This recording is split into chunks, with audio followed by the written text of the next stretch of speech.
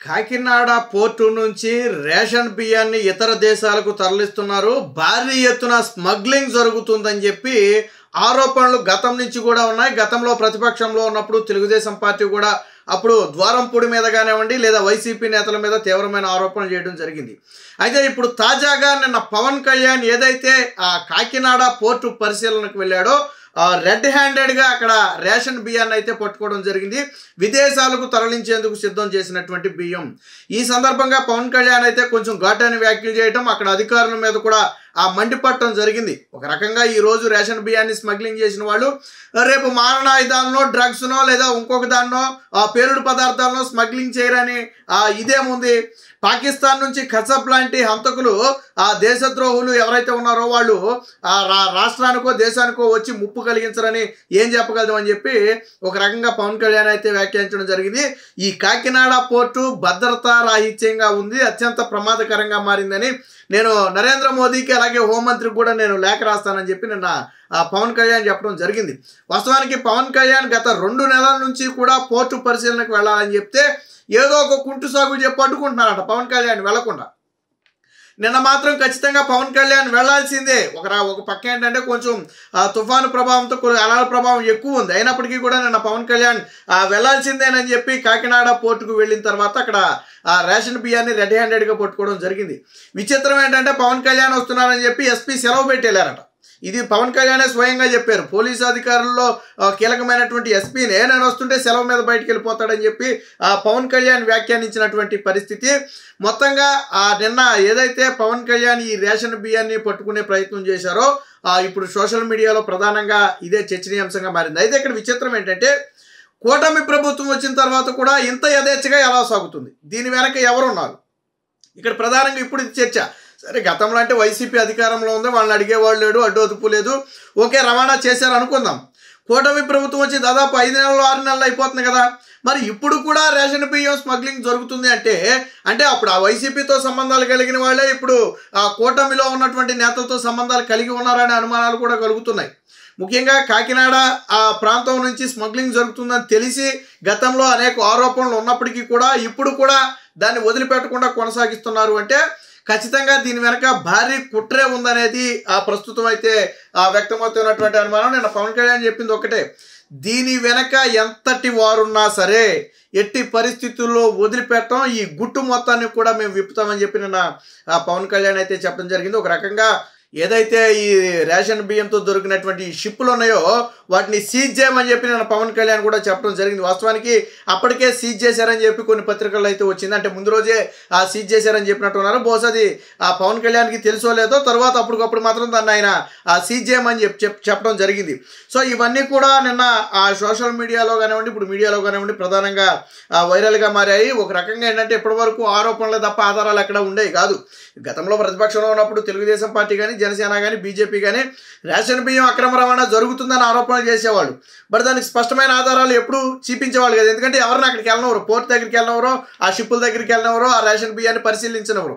కానీ ఇప్పుడు కూటమి ప్రభుత్వం అధికారంలో ఉంది కాబట్టి స్వయంగా రంగంలోకి దిగడంతో అవన్నీ కూడా బయటపడ్డాయి. గతంలో నాదెండ్ల మనోహర్ కూడా అక్కడ గూడెంలో దాచిపెట్టినటువంటి బియ్యం నిన్న మాట్లాడుతూ కూడా దాదాపు 630 టన్నులో ఏదో ఆయన చెప్తున్నాడు బియ్యాన్ని కూడా మేము సీజ్ చేసామని చెప్పి చెప్తున్నారు.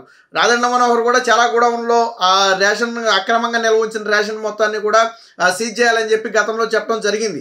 అయితే ఈ గోడౌన్ల నుంచే మొత్తం షిప్పుల్లోకి వెళ్ళేది ఎలా వెళ్తుంది, ముందు స్టోర్ చేసి పెడతారు షిప్పుల్లోకి, తర్వాత అది నెలకో 2 నెలలకో 3 నెలలకో లేదా నెలకు ఒకసారో ఆ షిప్పుల్లోకి ఎక్కించి మొత్తాన్ని కూడా రైసు సరిపోద్ది అనుకున్నప్పుడు మొత్తాన్ని కూడా ట్రాన్స్ఫర్ చేస్తున్నారు. సో ఈ విషయాన్ని నిన్న పవన్ కళ్యాణ్ అయితే గుట్టు రట్టు చేయడం జరిగింది ఆధారాలతో సహా. చాలామంది అధికారుల దగ్గర నేను సమాధానాలు లేవు, ఎందుకు ఇంత జరుగుతుంది, అధికారులు ఏమైపోతున్నారు, పోర్టు అధికారులు ఏం చేస్తున్నారు, దీనికి కరెక్ట్ అయిన కాగితాలే లేకుండా ఎలా సప్లై చేస్తున్నారు, ఇవన్నీ అడిగినప్పటికీ కూడా అధికారుల నుంచి అయితే ఎటువంటి సమాధానం లేదు. స్మగ్లర్ల అడ్డాగా కాకినాడ పోర్టు, బియ్యం తరలించిన మార్గంలో ఆయుధాలు తేలేరా, ఉగ్రవాదులు చుడబడితే ఏంటి పరిస్థితి, కేంద్ర హోంమంత్రి దృష్టికి తీసుకువెళ్తాం, తెర వెనక ఎవరు ఉన్నారో తేల్చే బాధ్యత సిఐడిది లేదా సిబిఐకి. కాకినాడ పర్యటనలో ఉప ముఖ్యమంత్రి పవన్ కళ్యాణ్ పేదల బియ్యంతో చిక్కిన నౌక బాజీ సీజ్కు ఆదేశాలని చెప్పి ఒకటైతే రావడం జరిగింది. ఏదైతే ఇప్పుడు అంటే ఈ తెర వెనక ఈ గుట్ట అనేది రాష్ట్ర పోలీసుల చేతిలో పెడితే ఇది అప్పుడప్పుడే తెలియదు కాదు. అందుకని రాష్ట్ర పోలీసుల ఆధీనంలో ఉన్నటువంటి సిఐడికి ఇవ్వాలా, లేదా కేంద్ర ప్రభుత్వం, ఎందుకంటే దీంట్లో ఒకవేళ ఇది అంతర్జాతీయ సంబంధాలు కలిగినటువంటి వ్యవహారం కాబట్టి సిబిఐకి ఇచ్చి దీని మీద విచారణ చేయించాలనేది త్వరలోనే తేలుస్తామని చెప్పి పవన్ కళ్యాణ్ అయితే చెప్పడం జరిగింది. సో ఈ చిక్కిన ఏదైతే పేదల బియ్యం మరి పక్కా సమాచారంతోనే పవన్ కళ్యాణ్ వెళ్ళినట్టుగా అయితే తెలుస్తుంది. ఎందుకంటే కరెక్ట్గా నౌక రేషన్ బియ్యంతో చిక్కింది. వాస్తవానికి ఏంటంటే ఒక రోజు 2 రోజుల్లో దాన్ని డంప్ చేస్తే వెళ్ళిపోద్ది, ఆగదు అక్కడ.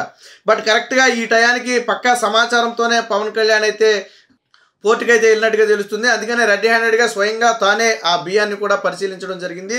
ఇప్పుడు ఇది మొత్తం రాష్ట్ర వ్యాప్తంగా దీని మీద చర్చ జరిగింది. వాస్తవానికి పవన్ కళ్యాణ్ చెప్పిన దాంట్లో కొంత వాస్తవం కూడా ఉంది. పోర్టులో ఇంత నిర్లక్ష్యం ఎలా జరుగుతుంది? నిన్నటి వరకు ప్రభుత్వాలు వేరు కాబట్టి సరే ఏదో జరిగిందని అనుకోవచ్చు. బట్ ప్రభుత్వాలు మారిన తర్వాత కూడా ఎవరు సహకరిస్తున్నారు? అధికారుల్లో ఎందుకు మార్పు రాలేదు? పోర్ట్ అధికారులు ఎందుకు ఈ బియ్యాన్ని స్మగ్లింగ్ చేస్తుంటే దాన్ని అడ్డుకోవట్లేదు? ఎందుకు ప్రభుత్వానికి సమాచారం ఇవ్వట్లేదు? పోర్ట్ అధికారుల పాత్ర ఎంత ఉంది ఇందులో? ఇలాంటి అనేక ప్రశ్నలకు ఇప్పుడు సమాధానం అయితే దొరకాల్సి ఉంది. నిన్న స్వయంగా పవన్ కళ్యాణ్ అలాగే మినిస్టర్ అయినటువంటి నాదెండ్ల మనోహర్ ఈ పీడిఎస్ బియ్యాన్ని స్వయంగా వాళ్లే పరిశీలించడం జరిగింది. సో కాకినాడ పోర్టు నుంచి ఇంత పెద్ద ఎత్తున పేదల బియ్యం అక్రమంగా ఎగుమతి అవుతున్నప్పటికీ ఆర్డీఎక్స్ వంటి పేలుడు పదార్థాలు, మాదక ద్రవ్యాలు అక్రమంగా దిగుమతి కావని గ్యారంటీ ఏంటి? ఇక్కడ భద్రతా వైఫల్యాలు, పర్యవేక్షణ లోపం చూస్తుంటే తీరం గుండా కసబ్ లాంటి ఉగ్రవాదులు చొరబడే ప్రమాదం లేదా? అది దేశ భద్రతకే ముప్పు కాదా?